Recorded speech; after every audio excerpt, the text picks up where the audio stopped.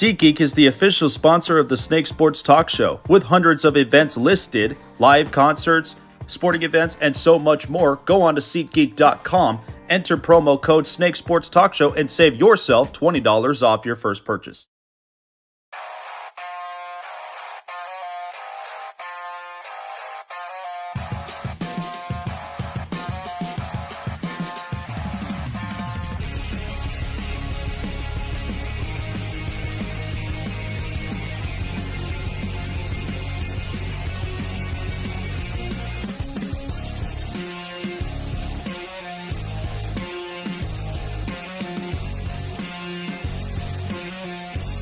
And now, broadcasting live from Las Vegas, the Snake Sports Talk Show with Jake Silva starts now.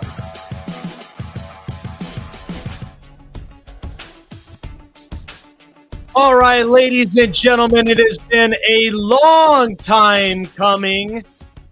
Certainly has been several months hiatus.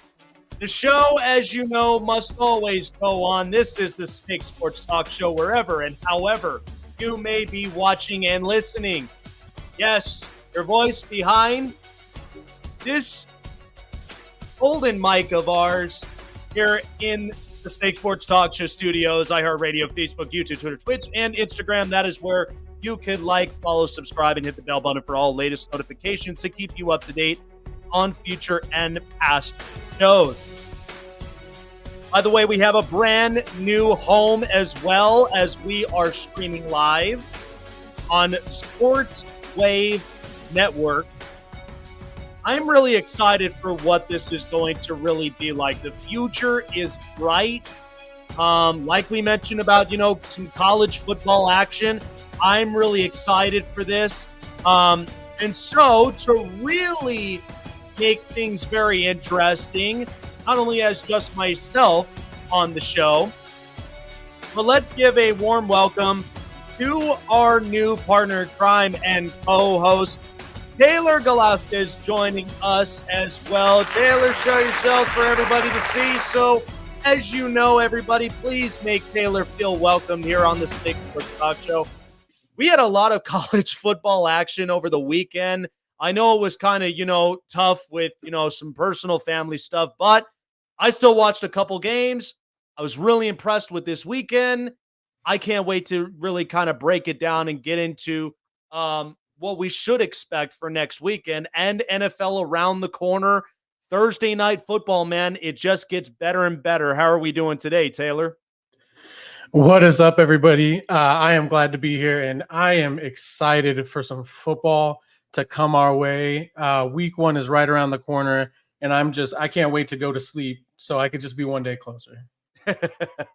Yes, you and me both. And of course, this is like literally Christmas for us by the time Thursday night comes around.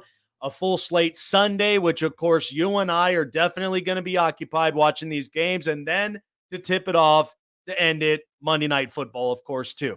But before we end up getting excited for what, the NFL season is really going to give us, we want to get into some college football action. First and foremost, I'm going to make my biggest, I'm just going to basically lay everything out on the table here in tonight's show. But as of this moment, for the next 5 years, and I have watched college football for years and years on end, and I have been really impressed with what college football looked like this past weekend. But I am putting 5 years in of success to the Colorado Buffaloes over the weekend. I thought Coach Prime and Shedeur Sanders literally knocked it out of the ballpark over the weekend.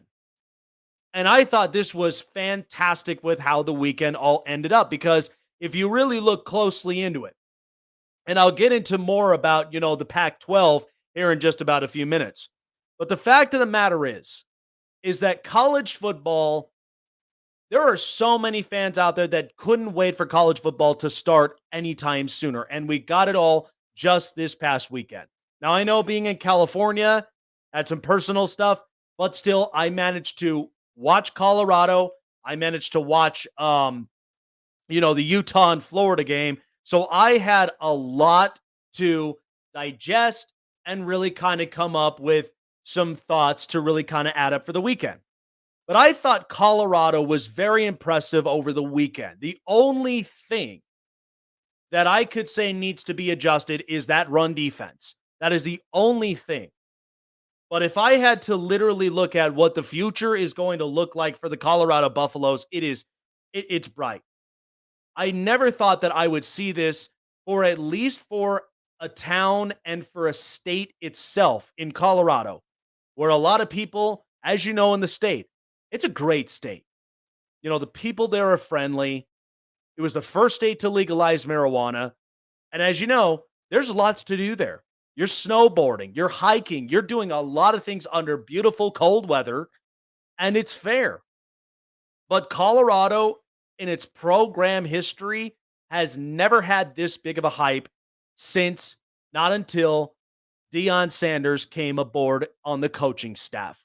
And then bringing his son, Shedeur Sanders, who, by the way, breaks the school record, completed 38 of 47 throws, and had 510 passing yards with 4 touchdowns. Like, the kid was unbelievable. And everybody else in Colorado, I mean, you have to think this is very, very impressive. Because, first of all, you're dealing with almost half the roster, if not 3/4 of them, were all transfer portal players. That's all they are. And that's what honestly, what made it an advantage for Coach Prime. Because first and foremost, you're getting kids that when they usually look at coaching staffs, they are all in. And I think for a lot of these young kids, Colorado, they are all in. Now, I don't think they're going to be the big hype for all of this year, but I think for the next 5 years ahead that I have for this program, it is built for success. By the way, I thought over the weekend with Colorado, I felt like it gave me Pete Carroll USC day vibes. That's honestly how I felt like with Coach Prime. And I thought that he's perfect candidate for this job. He had such success in Jackson State, which we know that a lot of these young kids, some of them ended up coming from there, and then the rest of them all went into the transfer portal. And then the second they found, Deion Sanders was going to be the head coach of Colorado, they were all in. They bought into the idea. So you really can't, if you're a college football fan, you really can't hate the fact that the second that you have a brand like Prime Time in Colorado, of all states, that didn't really have a whole lot of great history in their school's background. Like, this is amazing. Like, this is what we live and breathe college football for. We love stories like this. I mean, how in the hell do you think we felt when Lincoln Riley left Oklahoma to go to USC? We were all in at that point. Brian Kelly moves from Notre Dame to LSU. We were all in. And you still also have Lane Kiffin in LSU or in Ole Miss with Jackson Dart. And I thought it was great. So, and I thought, honestly, when it comes to Coach Prime, he has a great track record as a head coach, former player, and was very, very huge in a lot of ways when it came to certain NFL organizations. I thought this past weekend reminded us that sometimes when you get quality in the building, you just got to learn to appreciate it. And you also got to really live for what the future really beholds. It was really good to see Colorado be successful over the weekend. And they weren't just battling any opponent. They were battling TCU. And TCU, mind you, a lot of their starters from last season all went into the draft. So you can't end up blaming TCU that much for that. But however, still a great game. I thought the run defense needs to be fixed up because it was atrocious and TCU walked all over them, and that's what needed to change up. But it was good to see how Colorado, there was so much hype. I was really excited for it. I can't wait for what's going to come up next. All right. Speaking of the Pac-12, there was something I wanted to bring up that I thought really was interesting insights because not only did they end up winning over the weekend, But here's what I will say about the Pac 12. Because let me ask you this, because this is always a personal question, whether it's a business matter, whether it's a personal relationship, or it's a marriage between you and your spouse. Because we're hit with this question at any point and at any given time. Because what we care about for a lot of adults like ourselves, we care about the quality. We care about the quality of our marriage. We care about the quality of our business. We care about the quality of just our own personal successes, because that's what makes us better human beings every day. And we don't stop grinding till we get to that point. It's mastering our craft. It's what makes a better version of ourselves really come out. Here's the thing. In college football, and over the weekend, I thought was fantastic, because I saw all sorts of quarterbacks be that successful. And not only that, but if you looked in the SEC and the ACC and the Big 10 and the Big 12, I mean, there was some matchups where there were some good victories and then some of them not so good. But the Pac 12, over the weekend, all of their programs went undefeated in the first week. USC is 2-0. So they were able to get another game in. But look at the quality of these programs. Lincoln Riley, USC. Chip Kelly, UCLA. Deion Sanders, Colorado. I mean, hell, even look at the head coaches in Utah and Washington. This is a reminder to the Pac-12, because you had a chance to build the quality of this conference. And I thought it was embarrassing that the fact that this conference never landed a TV deal after all these programs all went undefeated in the first week.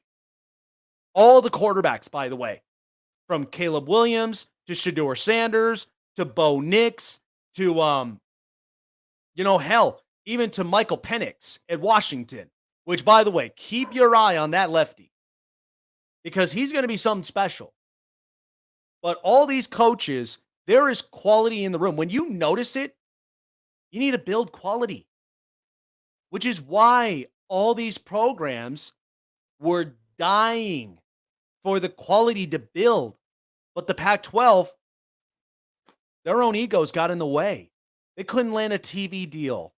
They couldn't promise a lot of things to all these programs. And this is what you get. This is why you can't take the quality for granted.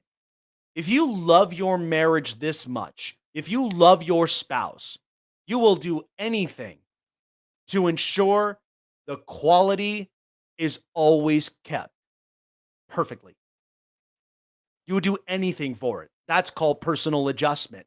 If you know you have quality employees in your business, you will make sure that the quality of your company stays afloat, because that's what keeps quality employees. I'm seeing it from right now with where we are in 2023. There has been an awful lot of companies who haven't really kept the quality of their staff, and they haven't really kept the quality of their business. That's why some businesses have gone, they've gone out of business. I mean, even look at the qualities of some of our married couples. Did you know that the worst thing is the worst thing that could happen is you guys don't get into the best of terms, and all of a sudden the worst thing that happens is you get a divorce because the quality wasn't there. And so that's the hardest part. That's why for a lot of these programs, they initially wanted a divorce, because they know that the Pac-12 has never kept their word on quality over the quantity. The quality thing is, you should have landed a TV deal. Oh, hell, you should have at the very least spent the money on quality recruiting for all these programs, because we know that UCLA, Colorado, Oregon State, USC, all these programs left and right. Hell, Utah's defense was really good against Florida. But this is what happens. This is what happens when you take the quality for granted. That's what the Pac-12 has done for the last 5 years. And it's sad. So enjoy it while it lasts, Pac-12, because in the next couple of years, USC and UCLA, they're moving to the Big 10. Majority of a bunch of programs are moving to the Big 12. And then there's a couple of other programs that are moving to the ACC. But that's because you couldn't ensure the quality at all in this conference.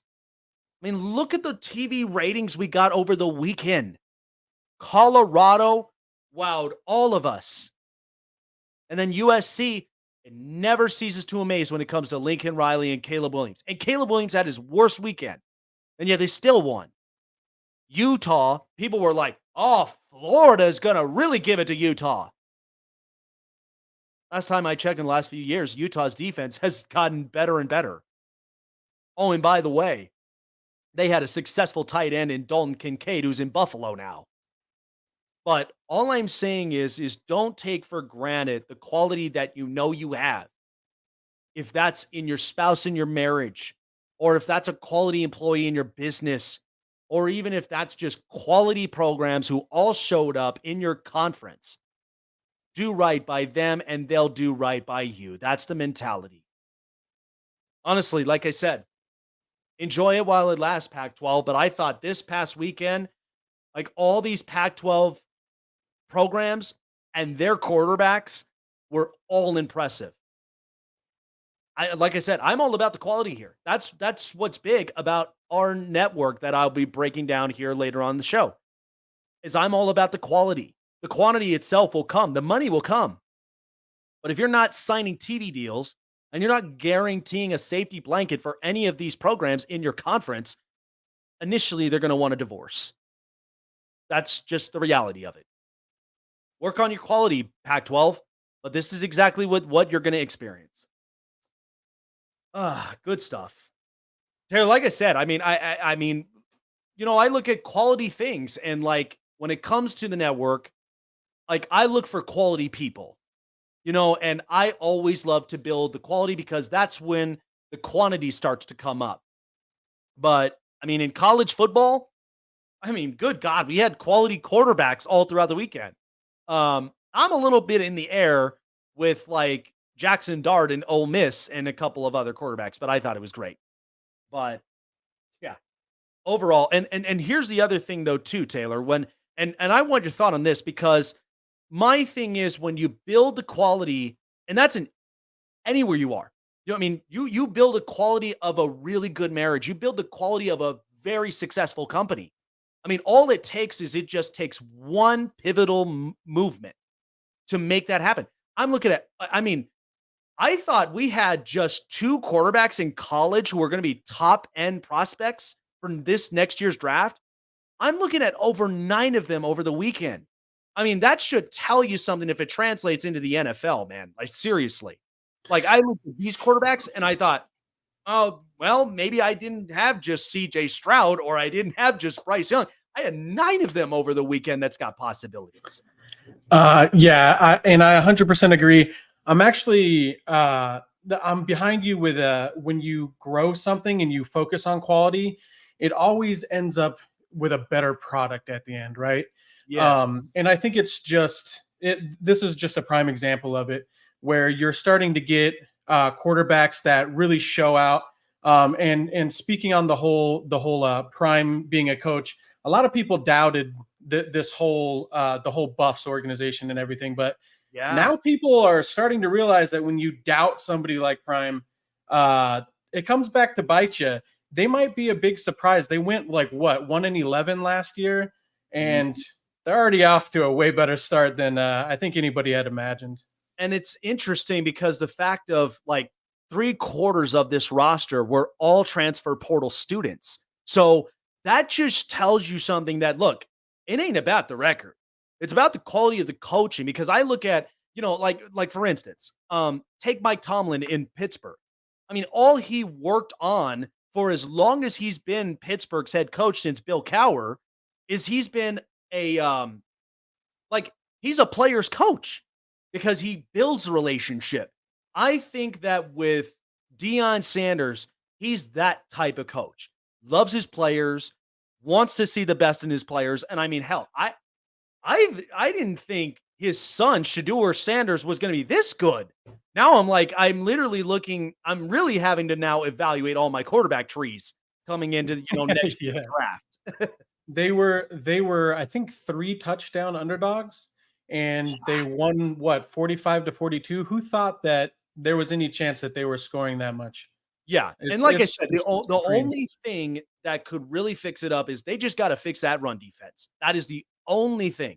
But now next week, that's going to be tough because they are facing Nebraska, which is a very Cornhusker, they're a corn-fed program. By the way, Matt Rule, former coach with Carolina, he's now in this program, and I love him as a college coach because I think he really knows how to rebuild and revamp college programs. I mean, we watched this in Temple. We watched this in Baylor.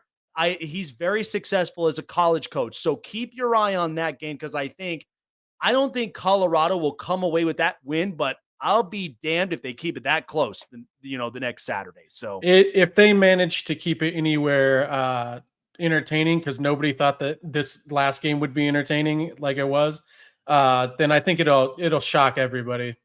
Oh, 100%.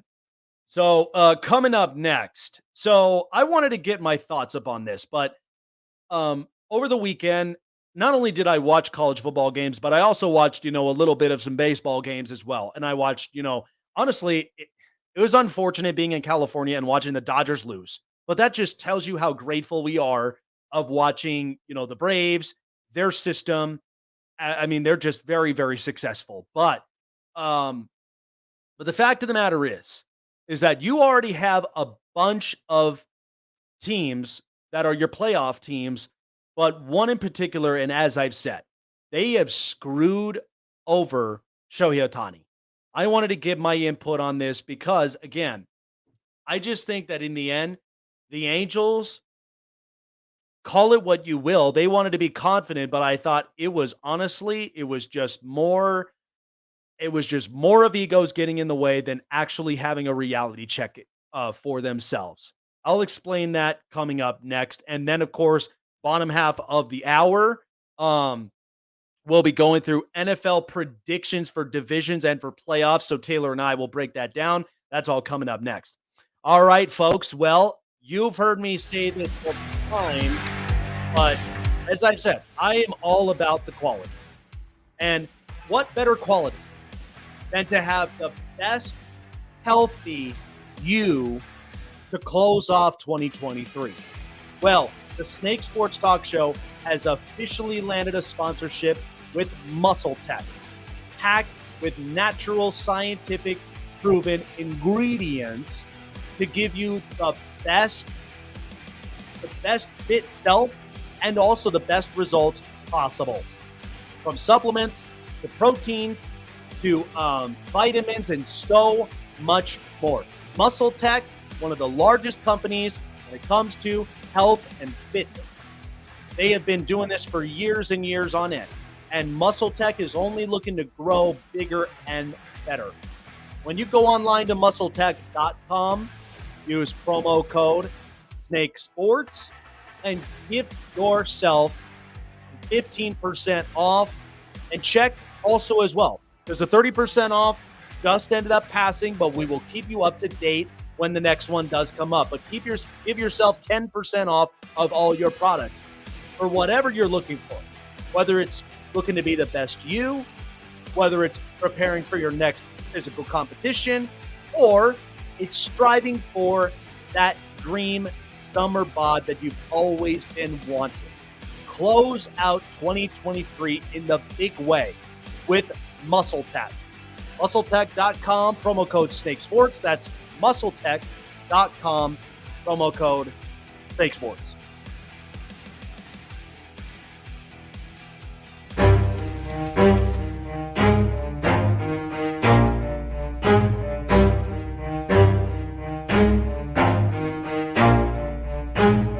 Never stop, forget it if I want it. Gotta make to myself a promise. I won't quit, keep going till I got it. I won't give up till I'm on top. Yo, no, I ain't the type to give up. If I do something, man, I do it till I get what I want. I turn a business out of nothing into something I love. I got a poker face, but honestly, I'm not one to bluff. I flip a switch, never miss, man, I always stay up. Don't let them see you, bitch, always have a plan to stay tough. This life ahead of you ain't easy, it was built to be rough. But that's what makes a personality, is tragedy, bruh. So keep your head on your shoulders. Now we ain't out here moving rocks, we out here moving.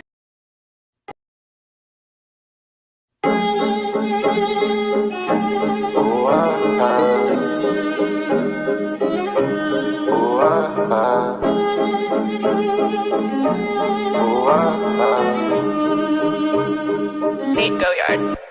Bitch, I'm a ball, bitch, I'm a ball. Don't get no fuck, don't get no ball. What's in my cup? What's in my cup? Full of that punch, nigga, that punch. Bitch, I'm a ball, ballin' like Kobe. Ho, keep it moving, cause you do not know me. Bitch, I'm a ball, ballin' like Kobe. Ho, keep it moving, cause you do not know me. Bitch, I'm a ball, can't talk in Milwaukee. Tell my dog sick of me, ain't do no barking. Pass me some greens, you know I'ma spark it. Mama got ass, told her to arch it. Pull up at the spot, hop out and don't park it. Dino say, always keep one in the cartridge. With Joey on purpose, so we going toxic. Came from the swamp to visit the tropics. Check out the scenery.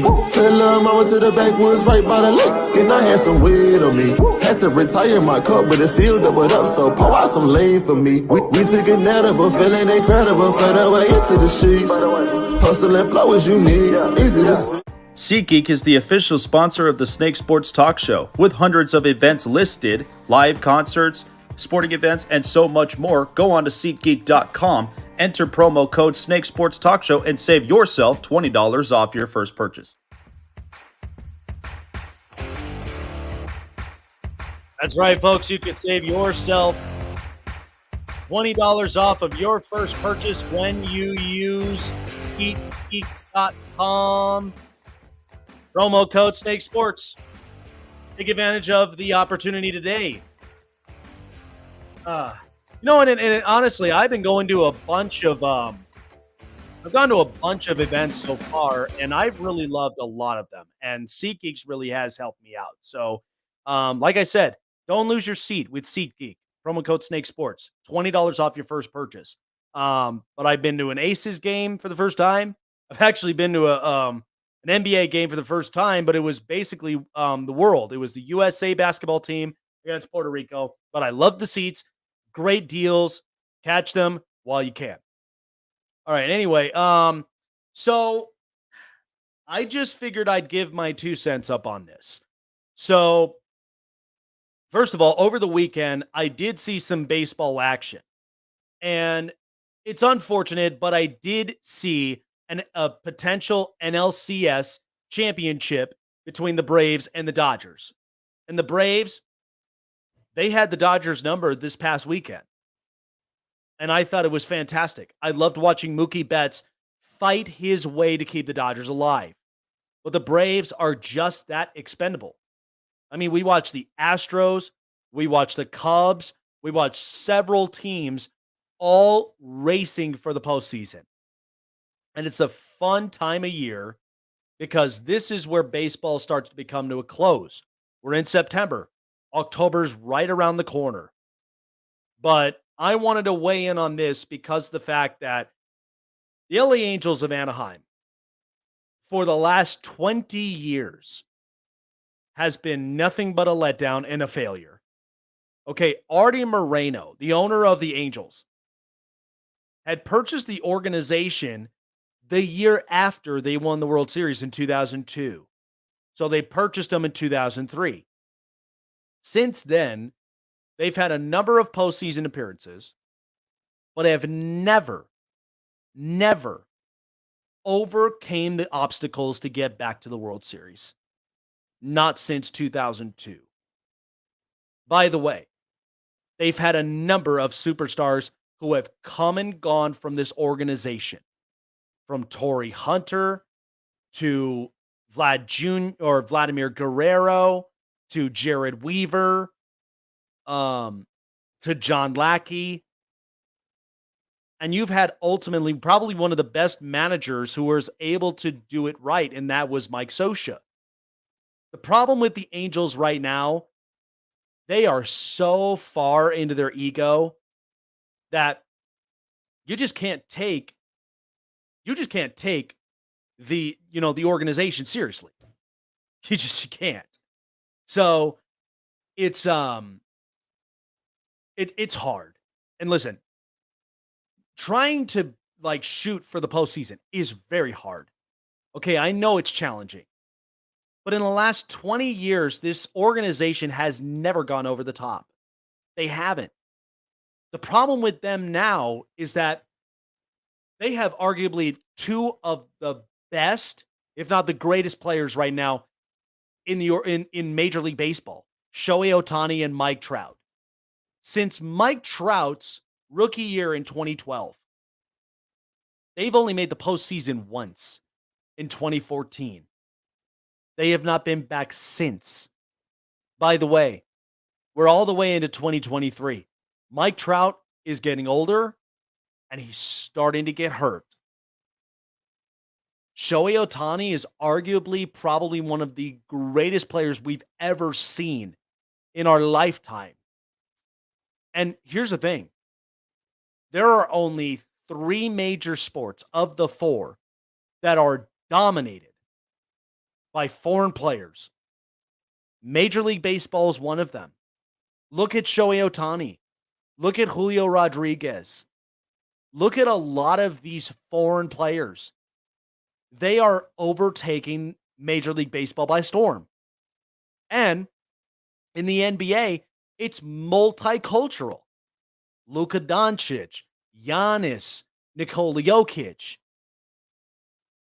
Not one U.S. bred player is dominating this sport except for the NFL. Why? Because the NFL is an American sport.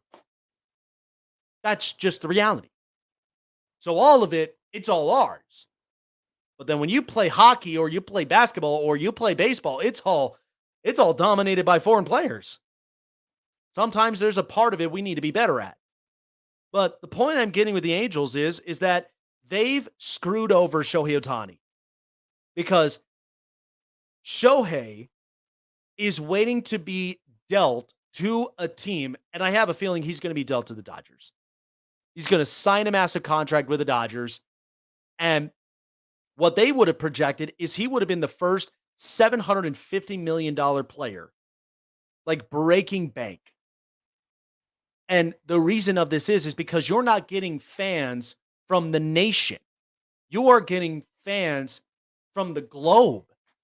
Japan, Europe, Asia, lots and lots of places. All the countries and all the different continents. Probably except for Antarctica. I don't even know exactly who lives there. But you get my point. But that's because Shohei is well respected. And the Angels, when it came to the time to dealing Shohei Ohtani, they had 2-3 teams that were willing to give up their farm system. They said no to all 3 of them. And they said, we're not going to deal Shohei Ohtani. We're going to end up striving for the postseason, and we're going to end up making it. They made trades for mediocre players. About 4 of them hit the waiver wire, and all of them got claimed by other organizations. This was a failure. In the last few years, they have managed to sign players who are either past their prime or players that are just not that trustworthy, like, Josh Hamilton or CJ Wilson. It's unfortunate with injuries, or Anthony Rendon, who already has a World Series ring. All he's doing is playing ball now. You're not focusing on the quality of your organization or your farm system, which is embarrassing. And how do you think Shohei Ohtani feels? I know people are like, well, he's not in it for the money, but he's got to be in it for something. He wants to be in it to be in the postseason. He wants to be in it to win a title. Hell, ain't that why some of our greatest players, they're not always talked about as MVPs or as league MVPs? Because who cares? Listen, you could throw Joel Embiid the MVP all you want. But Nikola Jokic got a finals championship. Giannis got a finals championship. At some point, Philly just needs to figure it out. I love Joel Embiid. He's the heart and soul of the Sixers. But can't we come to grips that a championship is much bigger than MVPs? I mean, you already got an MVP in Shohei Ohtani. You already got multiple MVPs in Mike Trout. Can't you just for once focus on the quality to winning a title and what that means? You knew how to do it against a super loaded team in the Giants back in 2002. Since then, they haven't overcame that obstacle. Now Shohei Ohtani's got a hurt UCL. He's not going to pitch the remaining of this season and also not going to pitch next season. But by that point, what it did was it basically dinked his pay scale. So instead of being that $750 million guy for 13 years, now he's probably going to make upwards of $550 to $600. Still, you're breaking bank, but if only you had dealt him over the trade deadline, he would have been just a rental player. But again, I know a lot of teams were scared of it, but there were only three teams that were willing to give up their farm. By the way, here's a perfect example. The Nationals were willing to give up Bryce Harper because they know they couldn't pay his contract. And the Phillies signed him for an X amount of years. But what did the Nationals and Mike Rizzo do? Hey, we've got Juan Soto. We've got Steven Strasburg. We got Max Scherzer. We got quality arms. We got quality pitching. We got a quality lineup. Hell, the lineup was atrocious all throughout the regular season. But yet they pushed for the postseason. But that's because they didn't care what the regular season was all about. They cared about what they were going to do in the postseason. And they won a title after moving on from Bryce Harper. Could you have imagined if the Angels moved on from Shohei Ohtani and had gotten an awful lot of prospects and then win a title? Maybe. You probably would have been looked at very, very differently. You would have been looked at as a serious organization. But instead, you only focused on the quantity of who was going to be in the seats and who were we going to entertain. Ticket prices, merchandise, concession. I mean, come on. Sometimes, yeah, it's fun and all. Yeah, I like entertainment. I like going to shows down up in Vegas. I love watching Cirque du Soleil. But sometimes, too, I love the quality of it. Not just filling the seats. You got to do better. And unfortunately, the Angels screwed over Shohei Ohtani.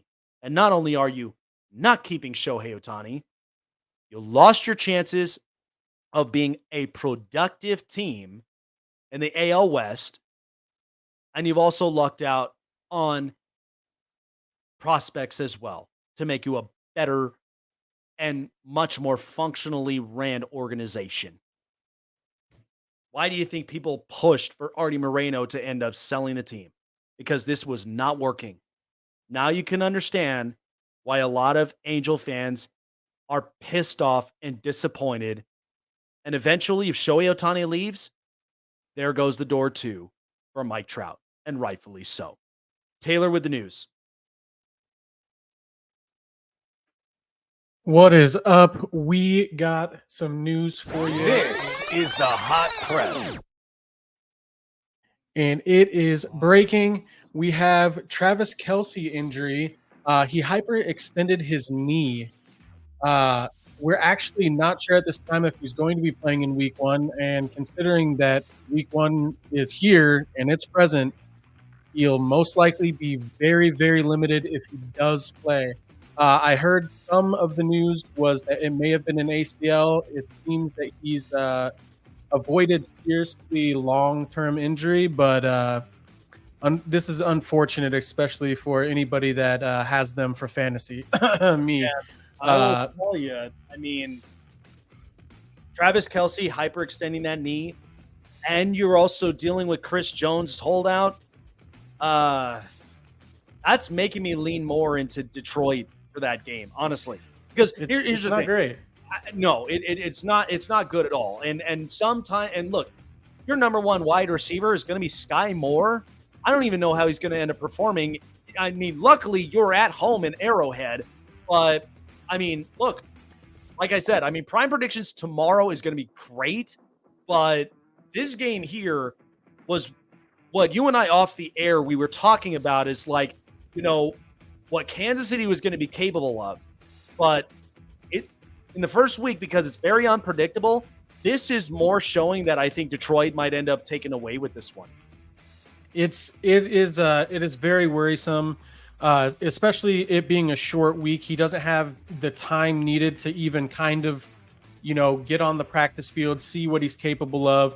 And not only that, but like you said, Sky Moore is their number one wide receiver. They have Rice, who's shown flashes of being okay, but they don't really have a great run game. And I don't know, Andy Reid always seems to have some sort of answer for this type of situation, but it's going to be difficult to overcome a Travis Kelce loss.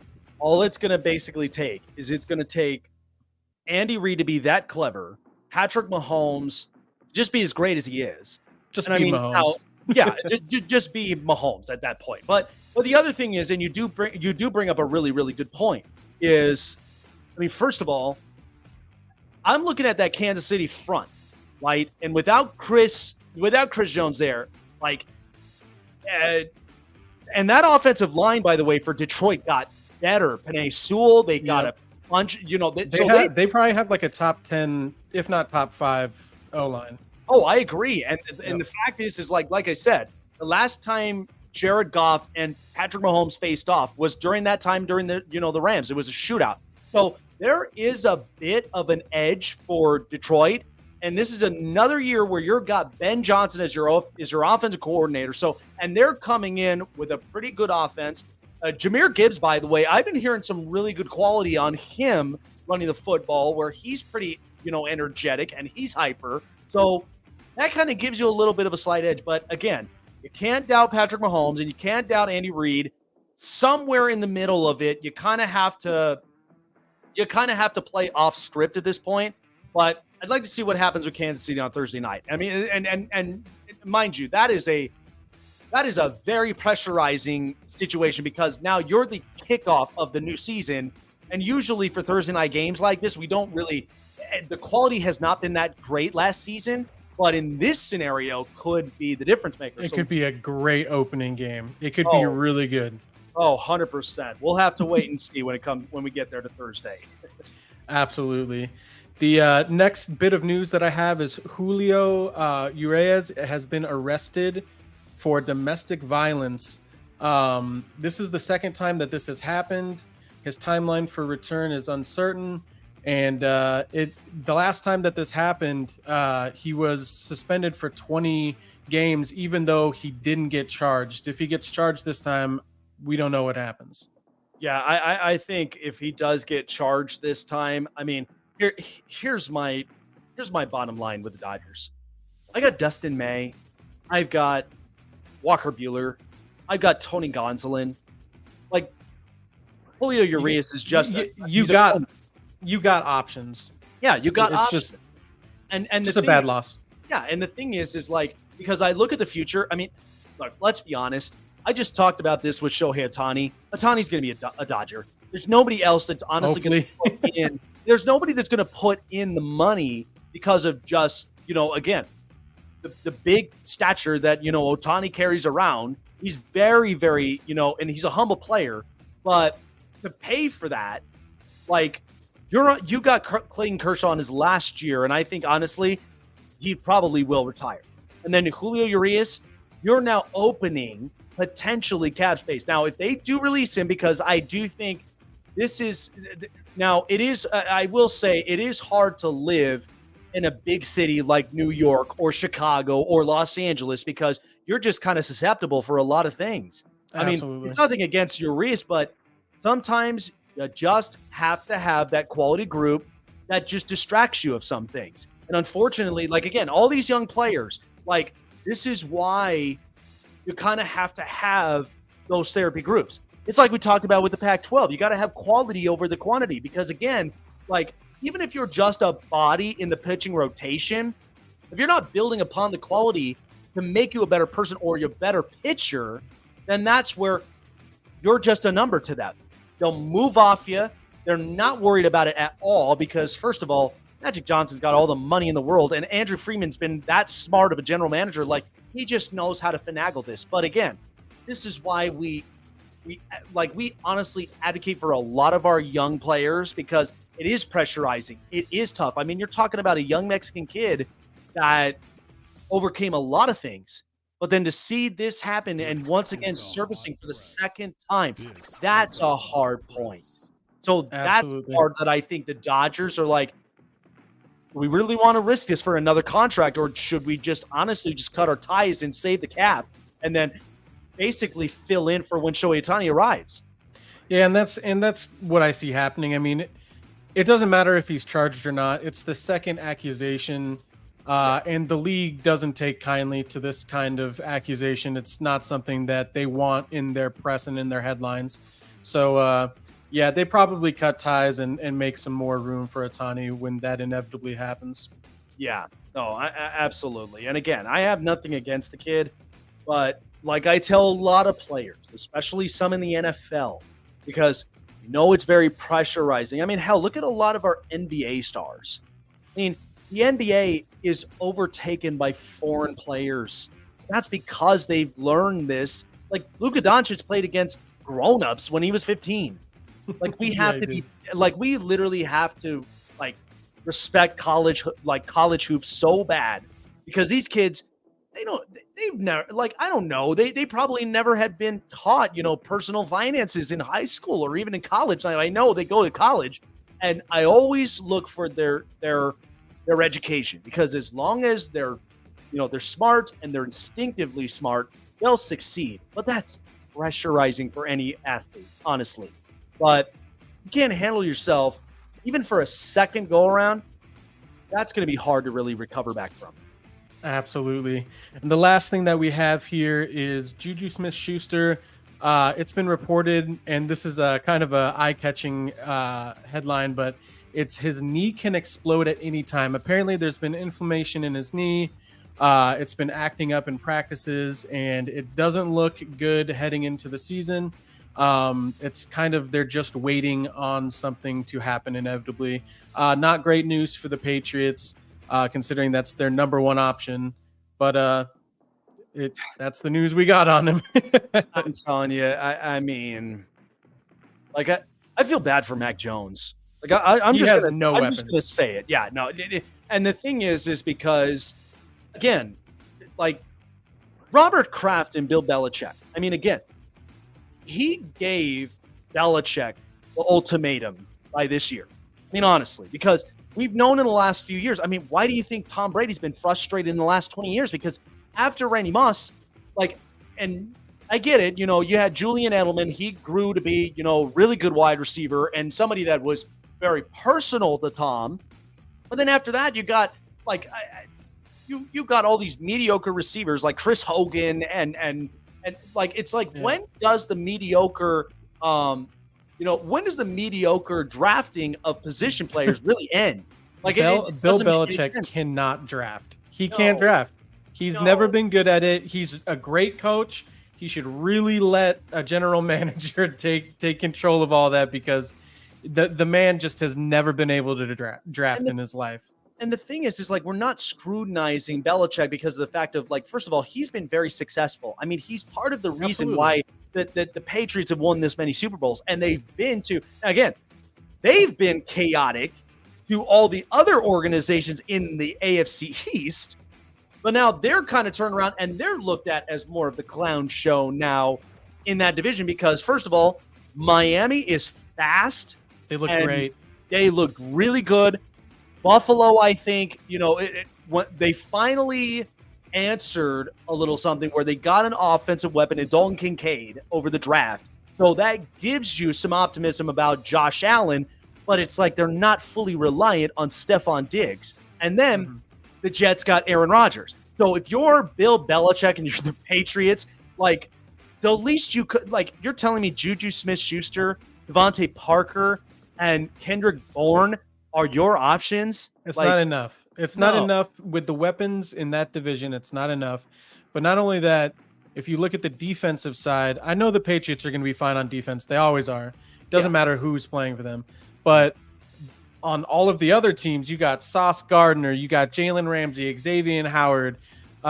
You just got people that are going to lock down their top weapons in Juju Smith-Schuster and who was the other guy you named? Because that's how irrelevant they are.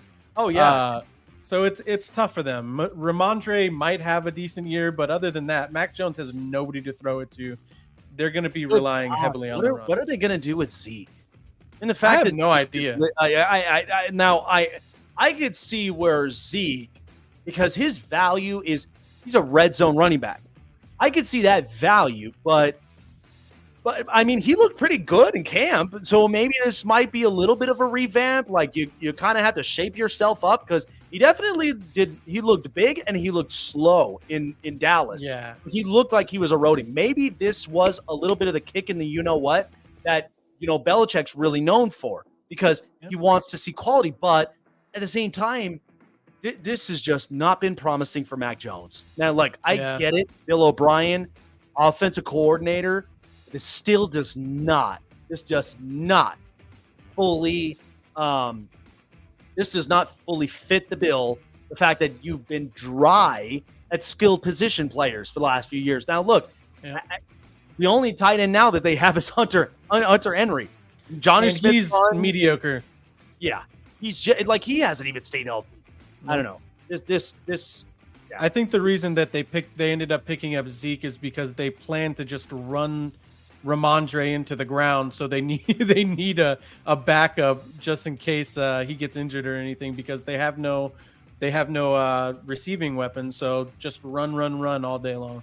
Yeah, no kidding. Good Lord. Good stuff. Taylor with the news. This is the Hot Press. All right, so Taylor and I, what we're going to end up doing at this bottom half of the hour, because we only have about 8 minutes left, and I was going to end up doing, my college football predictions, but I'm going to leave that aside because, first of all, yes, college football was very exciting over the weekend, but the NFL season is upon us, and it starts Thursday night. Now, we're not going to get into prime predictions because that's left for tomorrow. But what we are going to do is I have my standings and my division, and we're going to go tat for tat on each division, and we're going to break it down of who we think will be the division leaders and the ones that are going to basically make the playoffs. So, Taylor, are you ready for this? Because I think this is going to be fun and exciting for both of us. So, well, whenever you're ready, we'll definitely cue it up.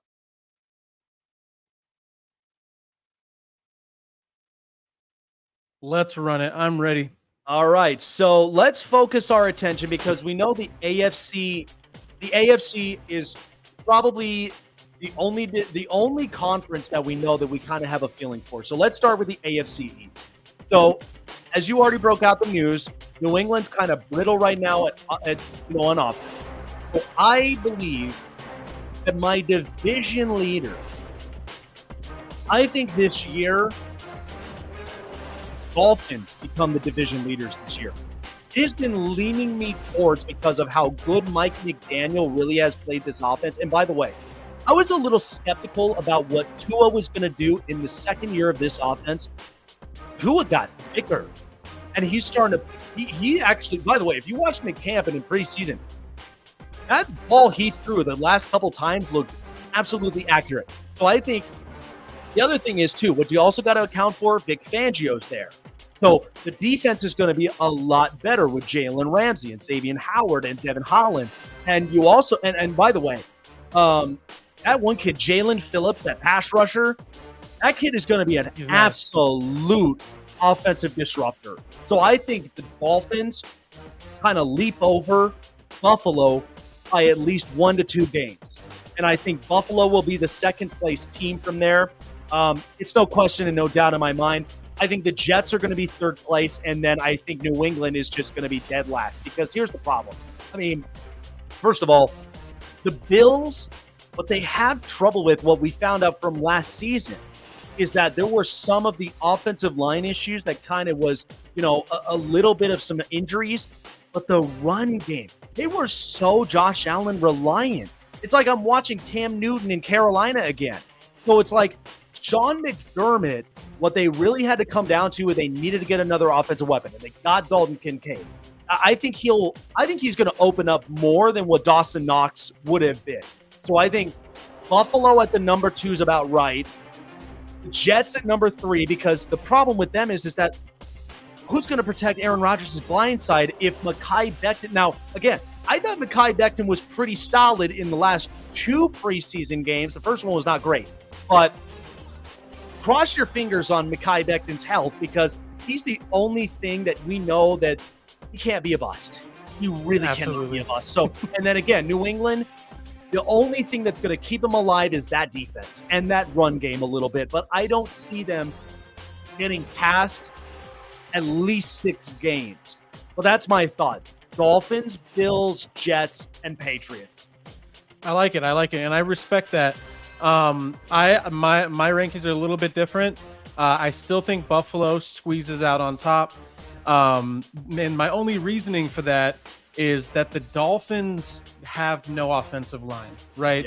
Yeah. They have turnstiles guarding a very injury-prone Tua. If Tua can stay healthy, I see this as an 11-win team. But I haven't seen it happen yet, right? Yeah. So until I see protection that can actually guard Miami, or can guard Tua, I just can't put them as the division winner. So I go Buffalo, Dolphins, Jets could surprise a lot of people. Their defense is nasty. They got Garrett Wilson. They've got 2 good runners back there in Dalvin Cook and Breece Hall. And they've also got Aaron Rodgers. Duh. So that could be an interesting team. If Aaron Rodgers decides to, not be 42, then they could be really good. It could also be very bad. And New England, I see them 6-win team, unless they get into the December months where it's snowy and stuff, and they start picking up that run game and stuff and start winning games at home in the snow like they like to do. I don't see them getting above 6. Yeah, no, I totally agree. And especially with the defense's opposing side, I mean, that's just going to be too much. And you don't have the like all these wide receivers are just predictable. Like that. Yeah. That's what's hard about that for New England. So, all right. So let's move on to the AFC South. I think this is more lopsided than anything else. I have Jacksonville honestly being the dominant team, because the thing is that this is a second year with Doug Peterson's offense, and he's a quarterback whisperer. Now you've got Calvin Ridley in this offense and Zay Jones. And by the way, kudos to Evan Ingram over last season, because, man, we were kind of questionable about his production in New York, but, man, he came to Jacksonville and they just got the best of it. But I'm not surprised, because here's the thing. You got Doug Peterson, who came off of an offense with Zach Ertz and Dallas Goedert in Philly. So he likes tight ends. Yeah, he loves tight ends, and he knows where their weak spots are and where they strengthen them. So, and by the way, Josh Allen, that pass rusher, he's a big-time disruptor. And then they also got another pass rusher that I thought was very, very good. He's a funky name, but he was really, really good last season. So, and they fixed up a little bit of the secondaries, could use a little bit of some help. But I think because of how lopsided and weak the division is, I've got the Jags. I think the Titans are going to be that second-place team because, first of all, you still have Tannehill.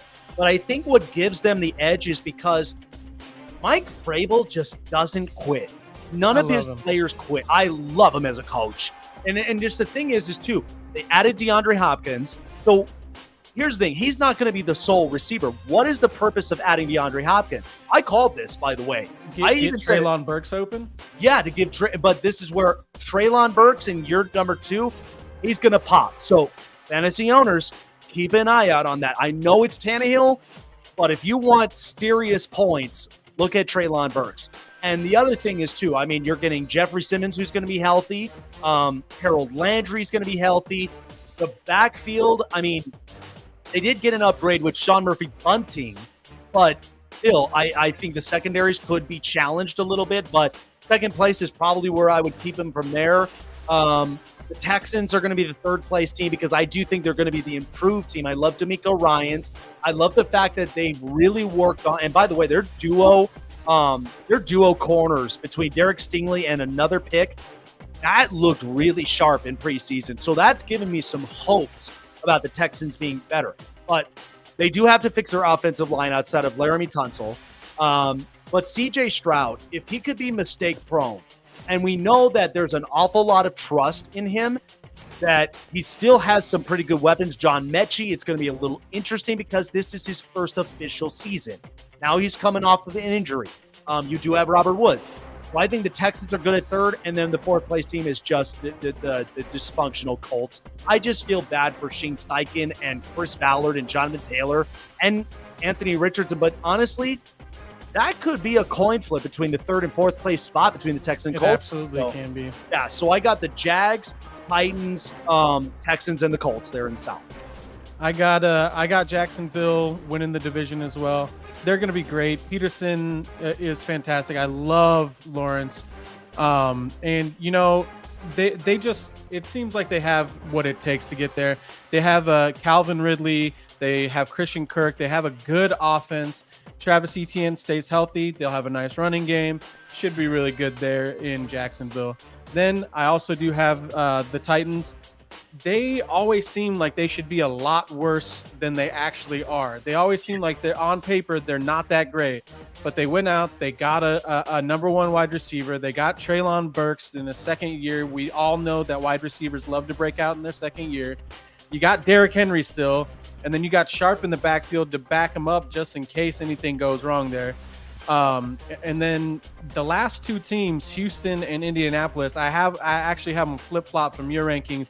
I like the Colts a little bit more. I know that JT is not going to be on the field. He's going to hold out for a nice long time, whatever.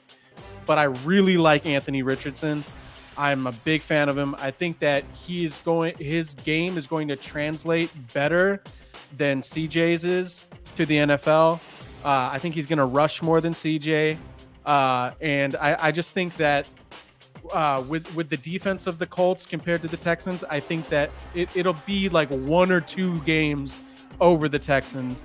But I'd look forward to watching both Anthony Richardson and CJ Stroud on the field just to see what they can do. Man, that's going to be interesting, though. But I like the take. I think it's going to be interesting with the Colts. But, you know, to be totally honest, I wouldn't be surprised if literally the Colts did kind of the same start as Detroit did when they started off, where they were getting into shootouts. So I wouldn't be surprised if the Colts, that's what they look like. All right, let's move on to the AFC North, because honestly, this is rather challenging. Yeah, this is tough. Really, really challenging. But I honestly do think that if all things really pan out well, I think Baltimore has a 1-game edge over Cincinnati. Now, I do think, because, first of all, this is the first time we're watching Lamar Jackson with a loaded offense. By the way, there were defensive injuries left and right between Marlon Humphrey and a lot of other players. But, half their secondary was gone. Oh, yeah, and now they did manage to get some upgrades here and there. I think Kyle Hamilton, it'll be an interesting upgrade, you know, and you know, you got Patrick Queen in the linebacker. I love their linebacking core, but if they could force out a lot of games where they're playing situational football, that's what's really going to be the game edge. Cincinnati, the only thing about it is I love Joe Burrow and I love that offense. Now, they did lose Jesse Bates. There's a question right now on Chidobe Awuzie. So there's a little bit of that secondary where it kind of will hurt them at least one game. But I love Trey Hendrickson. I think he's a very valuable pass rusher. Oh, God, he's really, really good. And they even, you know, they extended another linebacker. So there could be a little bit of a neck and neck between them and the Ravens. Now, my interesting point about this, people sometimes kind of mistake a little bit, but I'm kind of going with Cleveland at the third place team. The reason of it is because this is now a full year with Deshaun Watson, and he's now not distracted. He's now understanding this offense, and Kevin Stefanski needs to make this offense work. Plus, I love the pass rush that the Browns do have. Now, the only hard part is Denzel Ward is hurt again, so that's a question mark. But I think a lot of Cleveland's wins, they are really strong on that offensive line. They run the football so efficiently with Nick Chubb. And if Deshaun Watson gives me productive numbers with his wide receiving core and David Njoku, I think you can kind of see Cleveland have a little bit of an edge. And as far as for Pittsburgh's concerned, love Kenny Pickett, love George Pickens, love that defense. I don't love that offensive line, however. That's going to be a little bit of an issue from there. But respectfully, I think Kenny Pickett will be better than what we got from last season. So he left off on a good note. So I think the Ravens, the Bengals, the Browns, and the Steelers are my picks there. I like it. I like to take I thought for sure you were going Bengals at the top because it seems like everybody else is, but I am also on the same boat. I really like the Ravens this year. I love Zay Flowers and OBJ, like Rashad Bateman, everybody being able, or Lamar Jackson being able to actually have a cast around him. Yep. And Mark Andrews and J.K. Dobbins. If all these guys stay healthy, that's the best cast he's had around him in his entire career, and he's already been an MVP without anybody. If you add rushing to an air attack, it's gonna be disgusting. And I also think that their defense is better than the Bengals' defense. The Bengals are nice. They're gonna be second place for sure. And we're both not expecting them to have a huge difference in wins, right?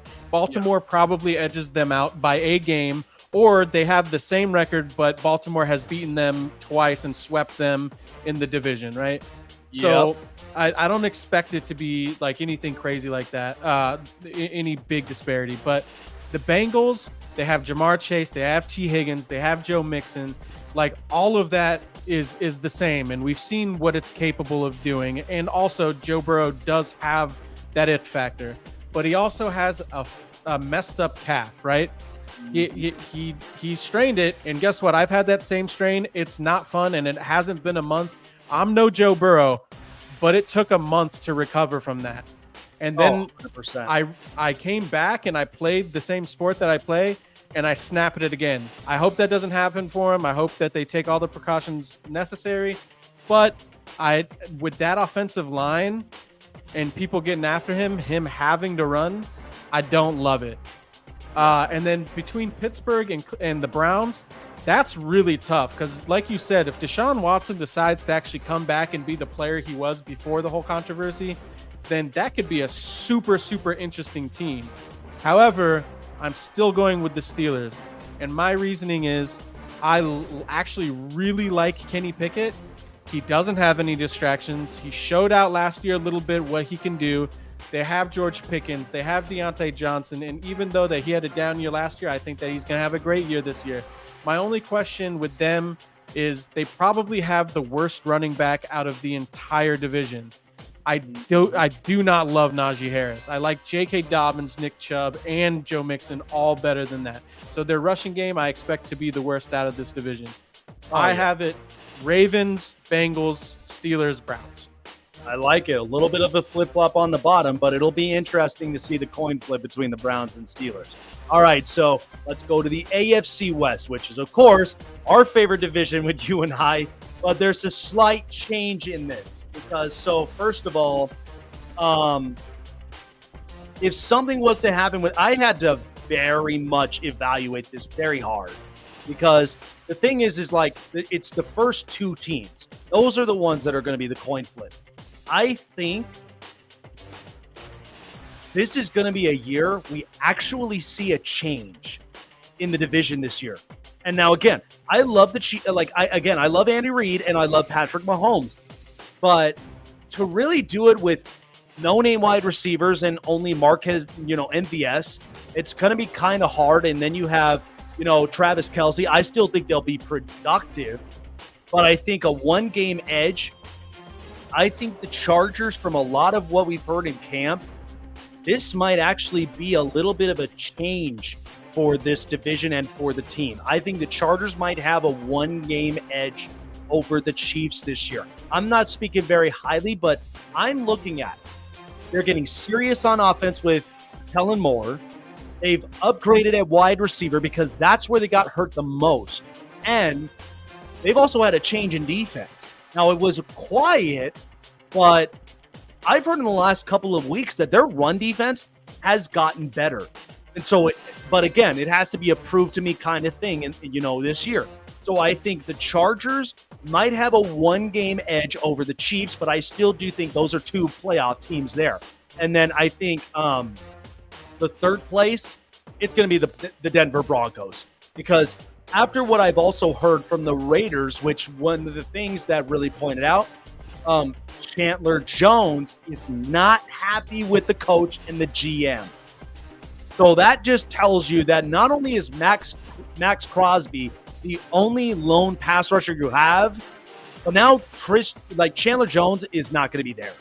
So that kind of serves a little bit of a question mark. Plus, I don't know what I'm going to expect from this offensive line, to be honest. I mean, there's just too many question marks and too much noise for the Raiders that I can't put them above Denver. Now, Denver, they only have a one-game edge, but that's because I love their defense. The defense is going to be much better. Now, I know it's going to be different because Vic Fangio is not there, but love the secondary, love the pass rush. I think it'll be better. Sean Payton is really ripping it to everybody in this organization, so maybe there's a little bit of a change of heart, but I'm going Chargers, Chiefs, Broncos, Raiders on my pick. I like it. So if I'm looking strictly at rosters, I would say the Chargers as well, because the Chargers have the best roster in this division. It's not even arguable. They have Keenan Allen, Mike Williams. They got Joshua Palmer, Quentin Johnson, Austin Eckler. They have all the playmakers they need. Kellen Moore hopefully unlocks that offense. If that happens, I think they win. If they stay healthy, I think they can win the division. However, I've never seen this team stay healthy. I'm a Chargers fan. I've never seen it happen. Yep. I'm a little bit pessimistic. I still think that the Kansas City Chiefs can win this division. Unfortunately, Mahomes is still Mahomes. Travis Kelce being injured does affect it.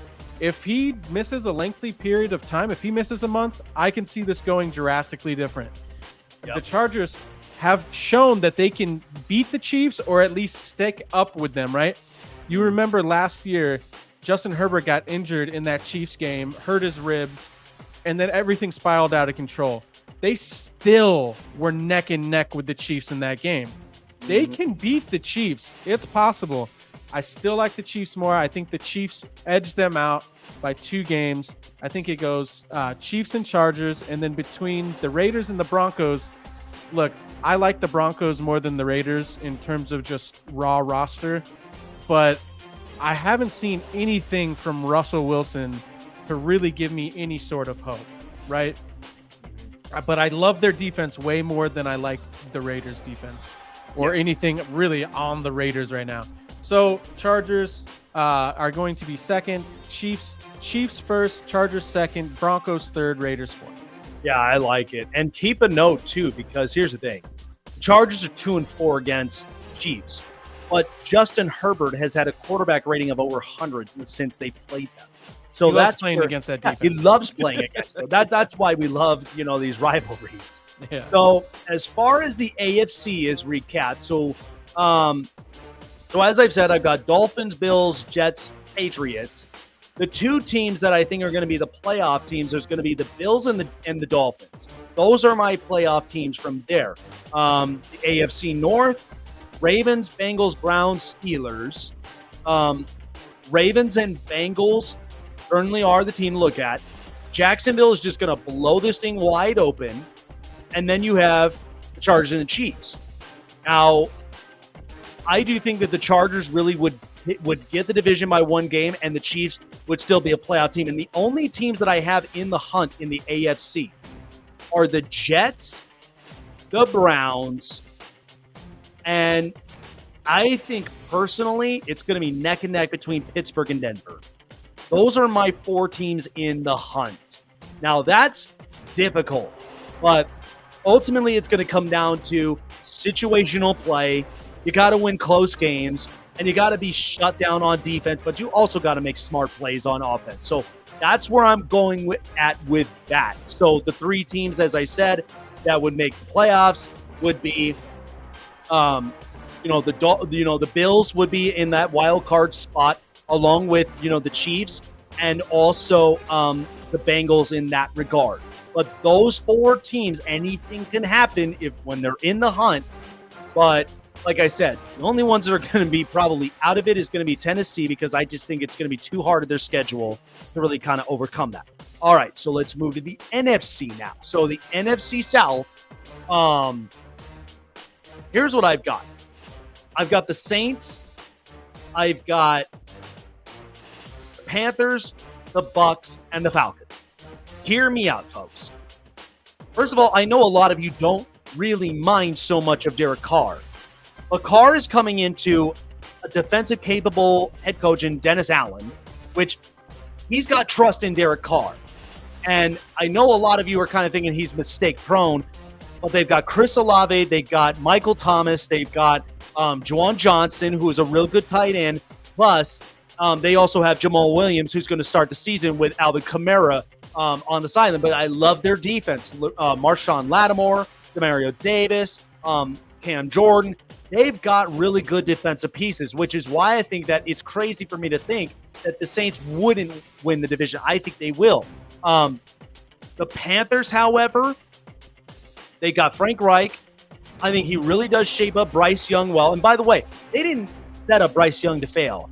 They've got a pretty interesting offensive line. It's not great, but it's interesting.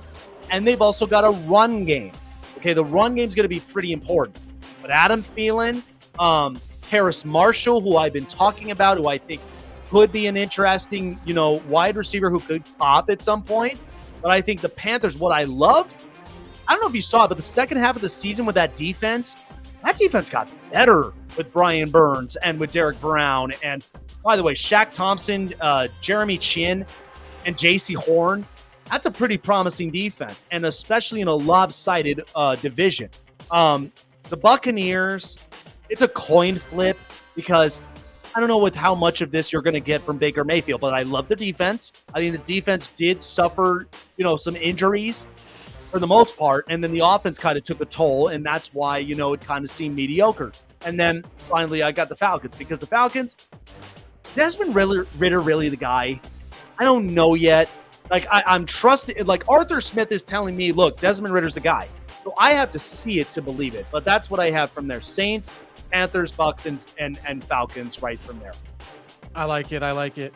This might be a hotter take. But I do think that the Saints run away with the division. It's a weak division. Derek Carr has the most experience out of anybody that is quarterbacking a team. And they have the most weapons, right? Mm-hmm. However, I like the Atlanta Falcons a lot this year. I know that sounds crazy. However, I do think that run game is going to be nasty with Bijan. I think that Drake London is going to show out. They have Kyle Pitts, who's also nice. Desmond Ridder might not be the next coming of Tom Brady. However, I think that he can manage some games, right? And when you have a game manager with a super, super efficient running game, which this Atlanta Falcons were extremely efficient on the ground last year, and you just add a first-round running back in Bijan Robinson, they're just going to melt clock all game. I think it's going to be a lot more low-scoring games than you might imagine. So I have the Saints and I have the Falcons. Then I have the Bucks. I like Baker Mayfield when he throws a deep ball.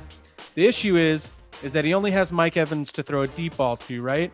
Yep. Mike Evans is currently in contract dispute with the Buccaneers head office. He's not very happy. It could be 6 games into the season and he just ends up not playing anymore because he's holding out. That's a very real possibility. Then he has Chris Godwin, which is good, but Baker isn't great at throwing short passes, right? You got Rashad White, which is pretty decent, and you got a defense that's all right. Carolina Panthers, I do like what you said about them. However, on offense, I just don't see it clicking. They got a nice new quarterback. Frank Reich is cool. However, and their defense is nice. But who's their running back?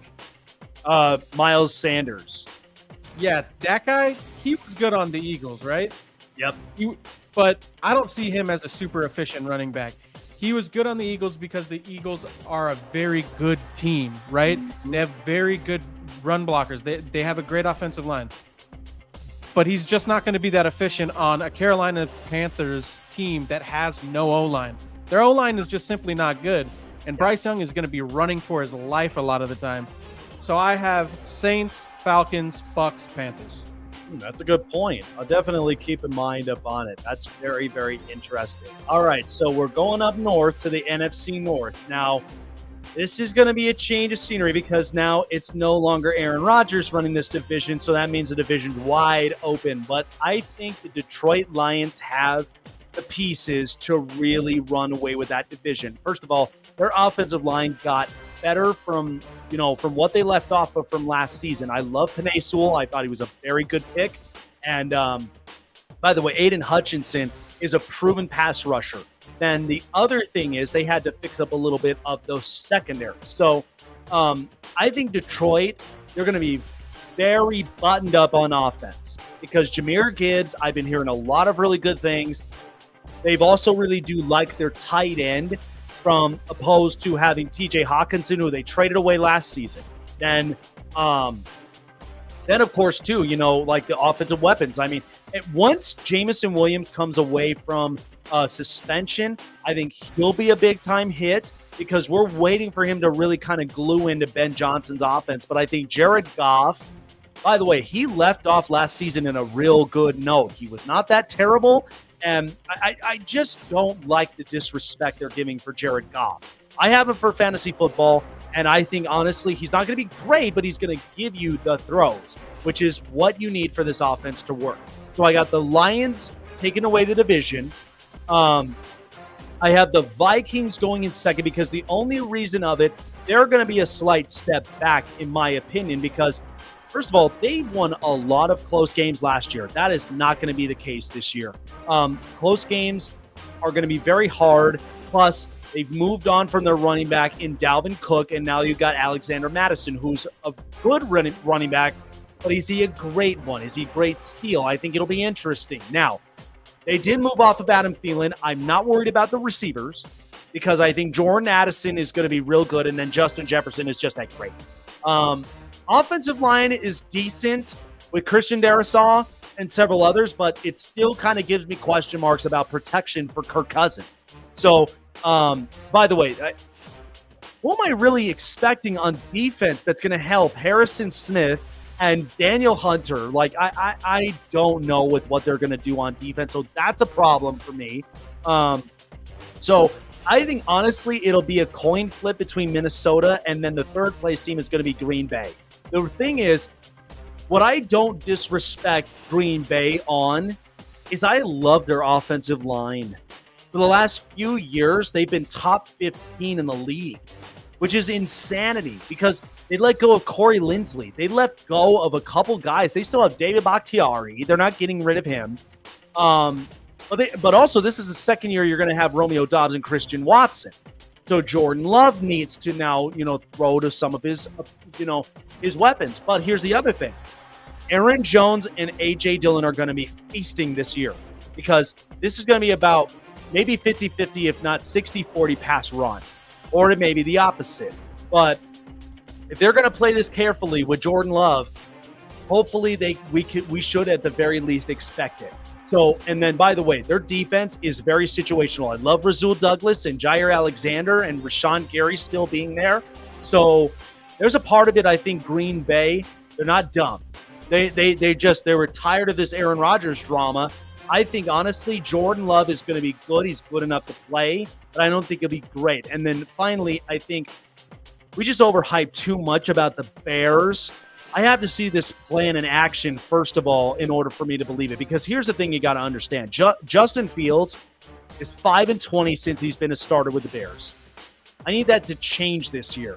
I know people are like, well, he's got DJ Moore, he's got Darnell Mooney, he's got, a couple of some options, but what's the offensive line going to end up looking like? I mean, again, there's some interesting looks about Chicago. Now, I love what they did for defense. That was a big help because they got rid of some pieces. They now have Tremaine Edmonds, and they've got some good options. But I think Chicago going to be too much noise. So I'm going with the Lions, Vikings, Packers, Bears in the North. I like that take a lot, and I love the Lions this year. However, I still really think that the Vikings are going to win this division. The Vikings are going to take a step back. I don't think that they win as many of those close games as they did before. However, they still have a very good offense, right? They still have Justin Jefferson. Jordan Addison can take Adam Thielen's place, and I think that Jordan Addison will be a nice addition to this offense. It gives them a little bit more speed than Adam Thielen had. And then Alexander Mattison, I don't know if you know the stats, but when Dalvin Cook wasn't in their lineup last year, he averaged like 5.6 yards a carry. He wasn't a bad runner, right? Yeah. So I don't see them really letting off the gas on the offensive side. I think where they're taking the blunt impact is their defense. I don't think that their defense is going to be as good as last year, and it wasn't good last year, right? Yeah. So they're going to get into a lot of shootouts. However, I think that their offensive capability gets them a little bit more wins than Detroit. I like Detroit. I love Jahmyr Gibbs. Really like what they're doing on offense with Amon-Ra St. Brown. I like the whole vibe that the Lions have going on.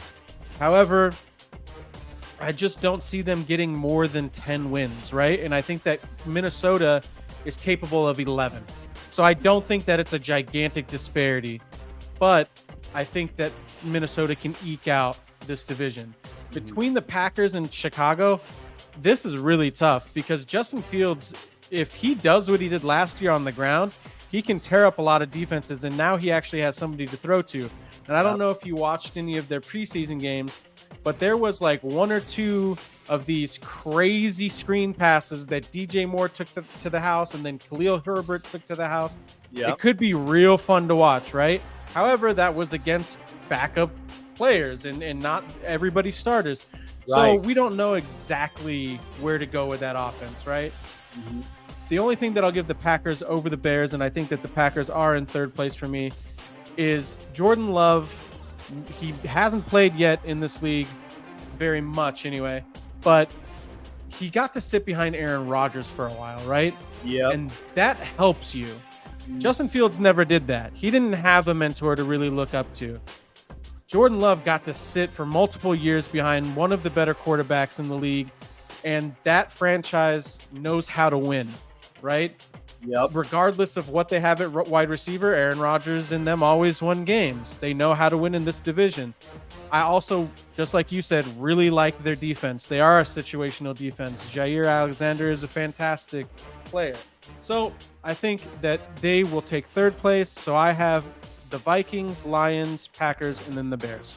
Interesting stuff, but I do like it. All right, we're shifting out west. Now, I think this is going to be interesting. I almost thought this could have been a lopside on this division because there are several question marks that I do have. However, I do think that the Niners are going to run with this division, but not that easily. Because I do think, first of all, Brock Purdy is as good as you're going to get at quarterback. And I love their defense. However, Nick Bosa is holding out. So I know that there's going to be a contract situation, but they're going to get a deal done. Because the only reason of this is because they know how valuable and they know how fast he is as a pass rusher. So they're not going to let that slide.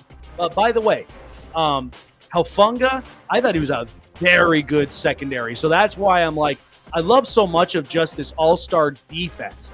But I think Brock Purdy, he's clearly won this job. And you've got, by the way, you also have Sam Darnold, who is also a backup plan as well, who actually had a really good preseason this year. So interesting options. I think the 49ers, they're probably going to be about 1-2 games ahead, but I think the number 2 team is going to be the Seattle Seahawks. The thing about it is, without Russell Wilson, Pete Carroll was capable of leading a young roster. By the way, these are second-year players now, so I'm getting a second year of Kenneth Walker. I'm getting a second year of Tariq Woolen, and I've also got a couple of pass rush options. And so, but the other thing is, they also asked about offensive line. Gave plenty of time for Geno Smith to throw. He's got, by the way, I love their joker wide receiver at Jackson Smith and Jigba. I thought that was a very good steal of a pick. So I think offensively, the Seahawks are going to be very interesting. Third place is probably going to end up being the Rams, because here's the problem of it is that their offensive line is not that strong. And their wide receiving group, who am I going to trust outside of, Cooper Kupp and Van Jefferson? Tutu Atwell is just not, he's clearly been a busted receiver. So that just leaves, Skoranek, who's going to be that receiver. But the defense, by the way, no Jalen Ramsey, no Leonard Floyd, not a whole, they're thinning out a defense. But I think this is the price you pay, the more you dealt away first-round picks. I think the Rams are certainly going to be sellers this year, but I think to say they're going to be less than 5 games is such disrespect. I think they're going to probably be 6, if not maybe 7, depending on the tide. And then finally, the Cardinals. Cardinals are just an absolute joke. There's just nothing good that I have to say about the Cardinals. So I think Niners, Seahawks, Rams, and Cardinals are my predictions there. I love those picks. The 49ers are a great team. Nick Bosa holding out does worry me. I hope that they figure all of that out. But that defense is great with or without him, right? They also have the best offense in this division. They have Debo. They have CMC. They have Brandon Ayuk. The only issue is that they might not have George Kittle for a little bit because he's dealing with a growing injury, and he likes to do that from time to time. But I don't see that being a huge issue. And I think that they do win the division. The Seahawks are going to be a super close second, though. Yeah. Geno had a great year last year. Fantastic year. He threw for 4,000 yards. He threw for 30 touchdowns and only 11 picks. Guy played fantastically. And not only did he play great last year, but he also got a new weapon in Jackson Smith. And I just think that that's another great addition to an already substantially great offense. Their defense isn't as great as the 49ers. That's why I like the 49ers over them. Although Kenneth Walker, really good runner. If he could stay on the field, he'll be fantastic. Yep. The Rams, they're third because the Cardinals, like you said, are an absolute joke. The Rams have their quarterback back. They have Stafford back. Should be great. But unfortunately, they're missing Cooper Kupp. Cooper Kupp is out with a hammy, and he could be out for a while because it's a soft tissue issue. And guess what? Those linger. So that could be a really big issue. They do have Tyler Higbee. They do have Van Jefferson. But I just don't see that really getting anything done in this really competitive division. So they get third. And then the Cardinals, Kyler Murray is, I don't know, playing video games or something. That guy's out. He's not going to play for at least 4 to 6 games. And then even when he does come back, he's not going to be 100%. And he's going to be just wheeling and dealing with who other than, I guess, Hollywood Brown. So that's just it's just a sad team right now. So, for 49ers, Seahawks, Rams, Cardinals. Yeah, so we're both on the same page there on the West. All right, so finally we go to the NFC East. Now, this is interesting because, first of all, nobody else is going to run that division other than the Philadelphia Eagles. They're just that good. Howie Roseman's just a magician when it comes to free agent steals, draft pick steals. He just knows how to run the table. Now, interesting point about this, because what I had a hard time with was the second and third place spots. Who am I trusting? Dak or Daniel Jones? That's hard. Now, I think the interesting part is I think the Cowboys will be second, but that's a coin flip for me because, first of all, I do think Brian Schottenheimer is a good offensive coordinator, but he's not Kellen Moore. The problem with this is that now Dak, the only problem is that we've been hearing a lot of lower body issues in camp. So he's been throwing a lot of picks, but in comes Trey Lance. Now, he may not have worked in San Francisco's system, but doesn't mean he couldn't possibly work under, Dallas's system. And I think this gave a pushing edge for Dak because he needs to play better. And that's an expectation when you sign a $40 million a year quarterback. You got to expect the best. I think the Giants, it's a hard third for me. I love Brian Dable, but that contract is going to be so hard for Daniel Jones. By the way, no Kenny Golladay, no Richie James. So you got Wan'Dale Robinson and you got who else at wide receiver. But the only thing he's going to be so reliant on is he's going to be relying on Darren Waller. I think that's going to be a big change in that.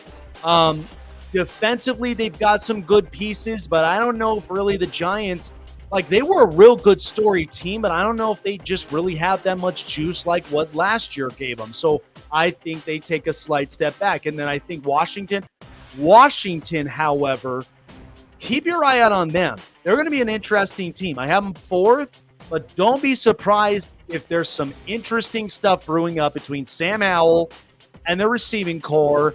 And now, again, Chase Young, you better hope you get a full healthy season from him. But this is Ron Rivera's last shot to do so. However, they got rid of the elephant in the room with the ownership. Now it's new ownership. So maybe this is a boost. But I think this will be interesting to see with the Commanders. But I think Eagles, Cowboys, Giants, Commanders seems about fair to me in the East. I love the take here. And, the Eagles are going to obviously win this division. However, I do think they take a little bit of a step back. I don't think they win as many games as they won last year, but they're still going to be a great team. They have a great offense, and I love everything that's going on with that team. Mm-hmm. The Cowboys and the Giants, like you said, this is a tough one, and I don't think it has anything to do with the Cowboys regressing, although they did lose Kellen Moore. Mm-hmm. I think it has a lot to do with the Giants actually getting better. And I know that sounds weird, but Darren Waller getting there is, if he stays healthy, is a gigantic piece to this puzzle. They made the playoffs last year, did they not? Yeah. They know how to win. Saquon Barkley signing is also a gigantic thing for that team. However, the Cowboys have Tony Pollard, who is very, very nice. They have CeeDee Lamb is another thing. Yeah, CeeDee Lamb is great. Brandon Cooks is great. They got Michael Gallup as a third guy. They got a lot churning there. So between those two teams, it's real tough. I think it's whoever's defense actually decides to play and come to the forefront. Yeah. So I'm still going to put the Cowboys slightly edging the Giants out of second place. And then you got the Commanders. Look, I like the Commanders. Chase Young, though, he hasn't been the same player since dealing with all these injuries. Yep. They didn't pick up his fifth-year option, which is very telling sign, so they need him to stay healthy this year. Terry McLaurin is already dealing with turf toe, and as we all know, getting a wide receiver with turf toe is one of the worst injuries that they can have because they can't take off like they want to off of the line. They can't make a great break on their route. I love Sam Howell. I think he looked really good during the preseason and whatnot, but I just don't see this team really living up to any sort of standard other than fourth place in this division. Yeah. So I have Eagles, Cowboys, Giants, Commanders. Yeah, and like I said, they could be a very fun fourth place team with how Sam Howell really will play, but I'm with you. I don't think they really have enough of the pieces to where they could honestly run that division. I think at some point they're going to want to shoot for that wild card spot. So, because they know like the Eagles are just going to run that division for the next few years, but all it's going to take is just that pendulum swing. So, I really like Jahan Dotson as well, by the way. Oh, I do. So do I. I love Jahan Dotson. I think he's a very, very good, sneaky fantasy player that you should honestly take a look at as his second year comes and approaches. So, so my division winners, I've got the Eagles, the Lions, the Saints, and the Niners. So those are my division winners. My playoff teams are going to be the Seahawks. Surprisingly, the Panthers are going to end up being a playoff team.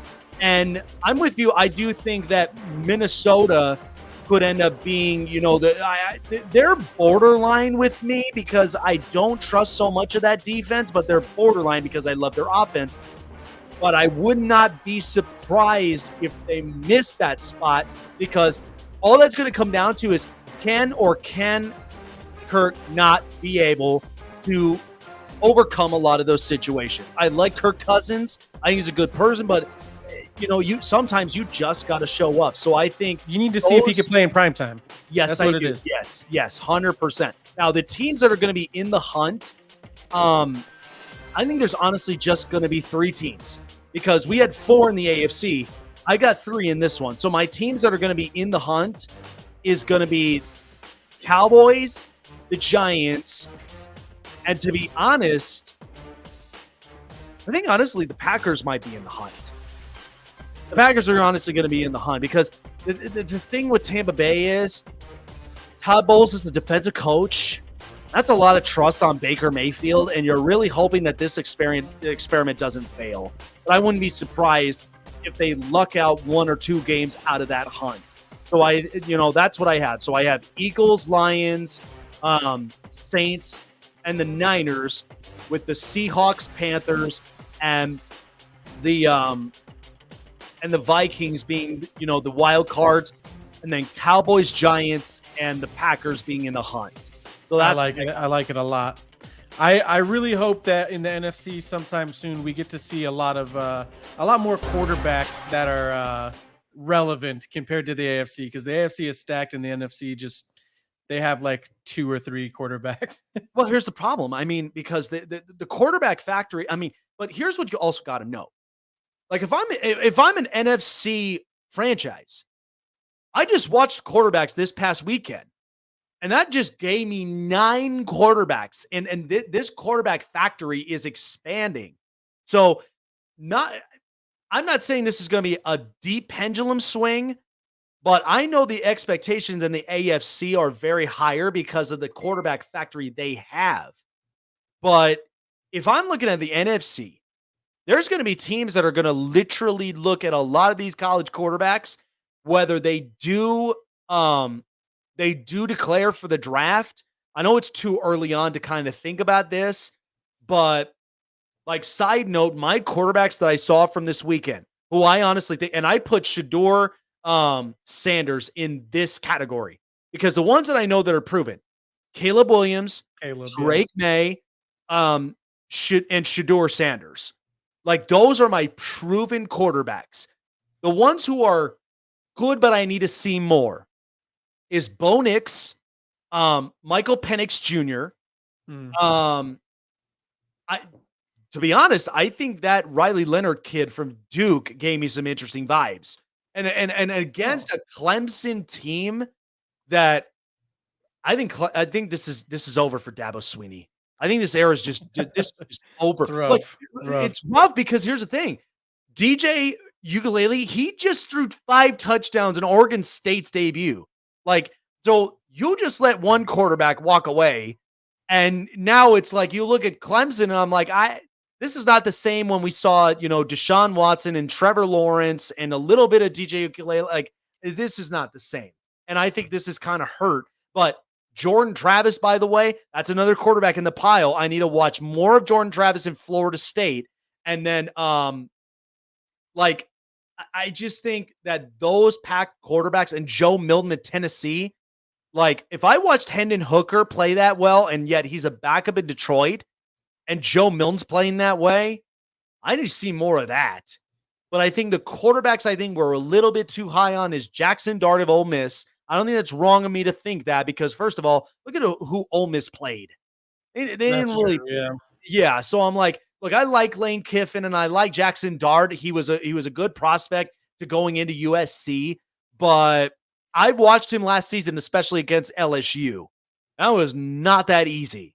And so I think Jackson Dart, and to be honest, there's one quarterback in my mind that I just think he's kind of too overrated is Quinn Ewers in Texas.